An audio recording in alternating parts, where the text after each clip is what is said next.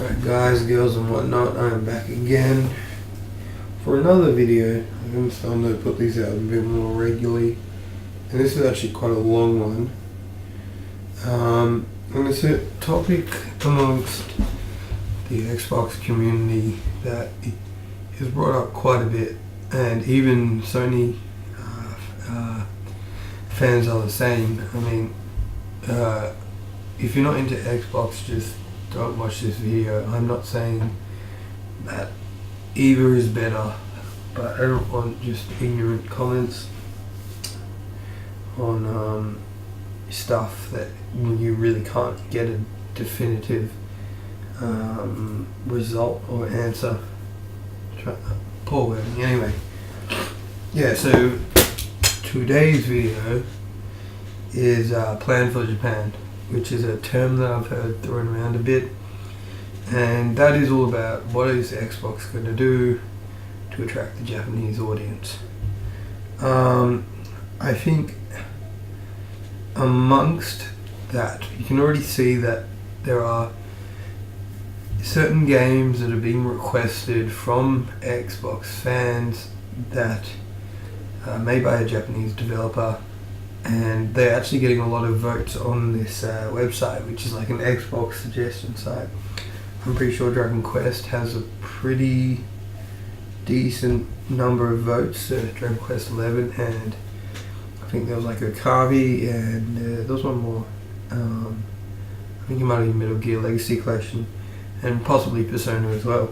But yeah, so what I'm trying to get at is, even as a Western audience, there is starting to be more demand for Japanese games, which was not really the case in the 360. So I think that has changed, and like, when you think of JRPGs on Xbox 360, there's definitely one that tends to stand out over all the others, and that is simply Lost Odyssey. And I think it would be smart for Microsoft's main traditional JRPG turn-based combat to put Lost Odyssey 2 as their main one, only because it already has a bit of a fan base, and the first one was excellent, and plus you got Mistwalker working on it, and they're really good developers. But in saying that, there was talk about Mistwalker not being on the best of terms with Microsoft. However, you know, they are planning to go multi-platform, so you may see games regardless. And also Sakaguchi, he is the guy who created Final Fantasy. He has mentioned that there is still a possibility of a Lost Odyssey 2. But I mean, it's all common knowledge that like JRPGs sell better on PlayStation. It's just there needs to be a period where Xbox starts selling well in Japan, and starts selling well with Japanese games. Whether it surpasses PlayStation, I don't care, just as long as it gets some popularity, because there are plenty of great Japanese games.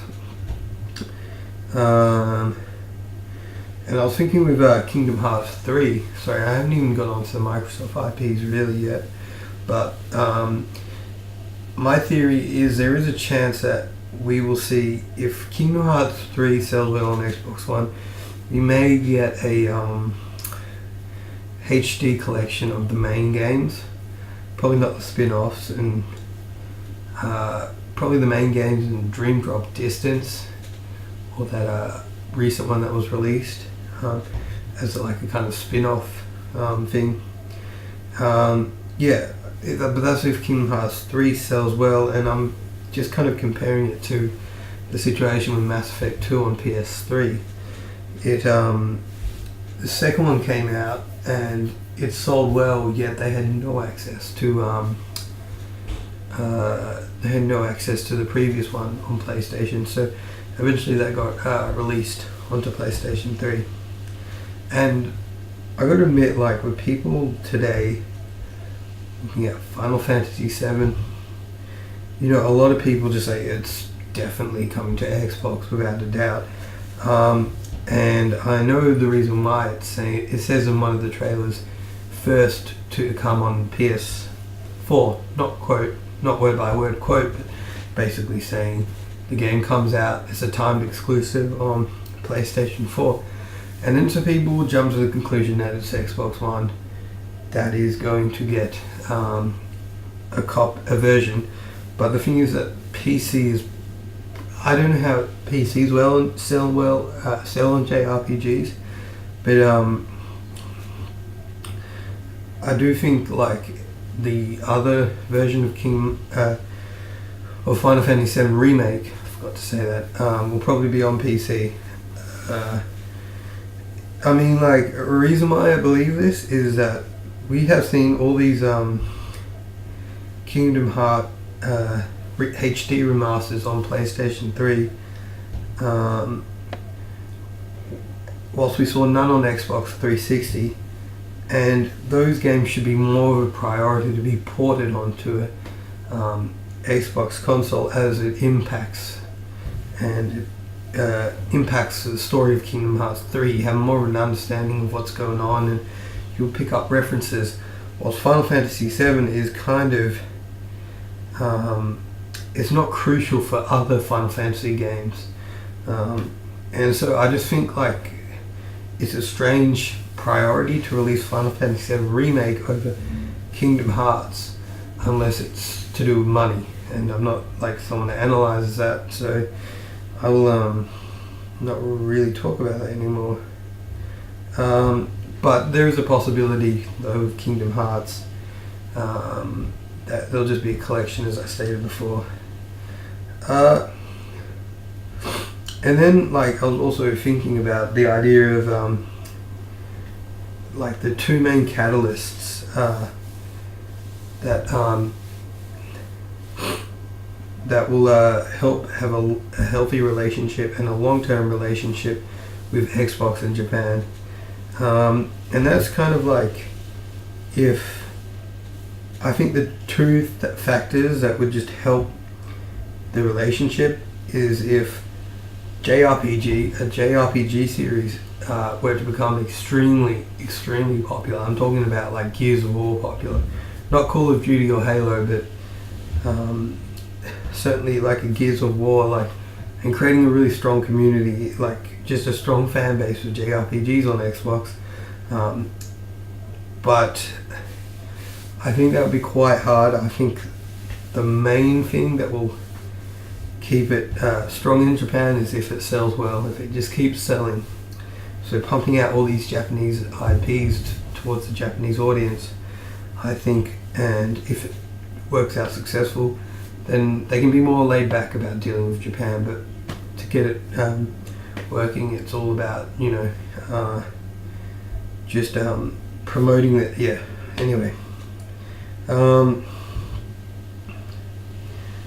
And yeah, looking at like what type of JRPGs to become like a COD, there's always going to be one, and everyone's going to pick it first, and that's Final Fantasy, to be honest. I mean, it still does sell well on Xbox 360, the Final Fantasy 13, not as much as PlayStation 3, but it did sell decent, and pretty much every other JRPG on that console didn't do well at all.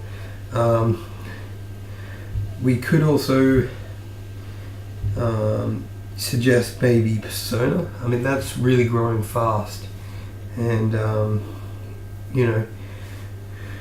yeah, I haven't played it, so I really can't talk much.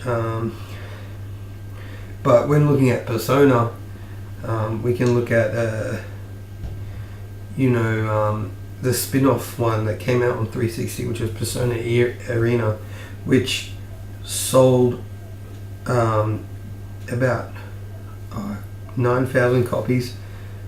No, it wouldn't be that, but basically Persona Arena sold a lot better on PlayStation 3 by a large amount when comparing to 360. Therefore, like, seeing Persona anytime soon might not be the case, but you've got to remember it's a spin-off, and spin-offs tend to not sell as well as the main series. And of course the developers may want to test the waters, but whether that happens or not is just something you can't really predict. along with that, we have the idea that we will see a Metal Gear Legacy collection, simply because Metal Gear Solid 5 has sold quite well on Xbox One, from my understanding. I've got a lot of friends playing it, and so adding the Legacy collection would probably not be a bad idea. It might not sell as much as PlayStation 3, but it will sell. But yeah, that's kind of getting on to the Japanese games that are coming out on Xbox One, which aren't owned by Microsoft. But I was thinking, like, strategically, to help the Xbox seem really Japanese friendly and having a lot of Japanese developers, is to develop all these games and then release a lot of them over 9 months. So it creates a kind of illusion that there's a lot of Xbox exclusives made by Japanese developers. I mean, an example of this would be,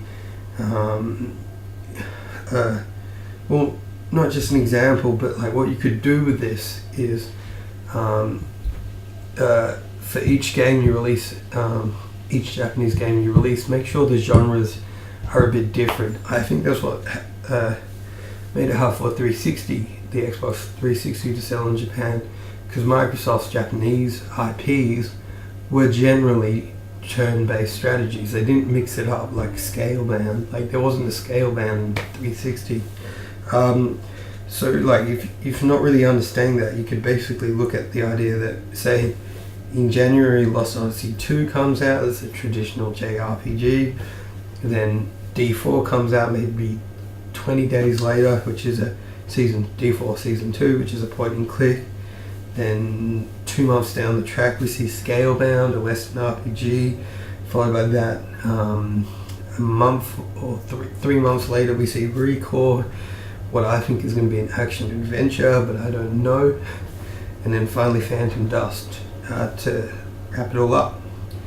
And there's also three other interesting things going on with Microsoft and other Japanese developers. I mean, at one stage I think Capcom were either selling their IPs or selling the company as a whole. I was a bit confused with what was going on, and you know, if they're selling IPs, we may see some of them now owned by Microsoft. I mean, I think it'd be pretty smart. I mean, you know, Monster Hunter is a huge has a huge fan base in Japan, and same with Castlevania. So I think those would be the wiser series to buy off Capcom. Not the wiser, the better series. They're the. It's bugging me now. They're the kind of the most useful series IPs for Microsoft to buy in order to get into the Japanese market. And then we have the fact that Microsoft had intentions to buy Silent Hill.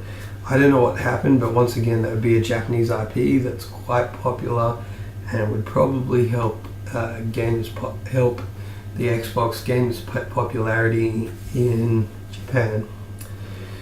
And to sum it up, really, well, it's 2 points. I mean, one thing that's quite obvious is that Kojima has now left Konami, so he's working by himself and he's a decent developer.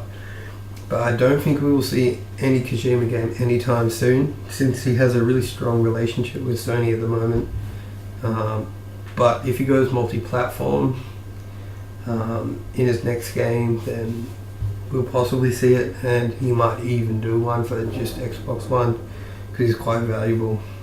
And the other thing is, I haven't played it, but I'm hoping for Suda to try and have another go at a Diabolic Pitch. I think it'd be a lot better due to now having experience with Kinect. So I've kind of been all over the place this video, and sometimes not even making any sense. But But yeah, this is pretty much it, and yeah, enjoy.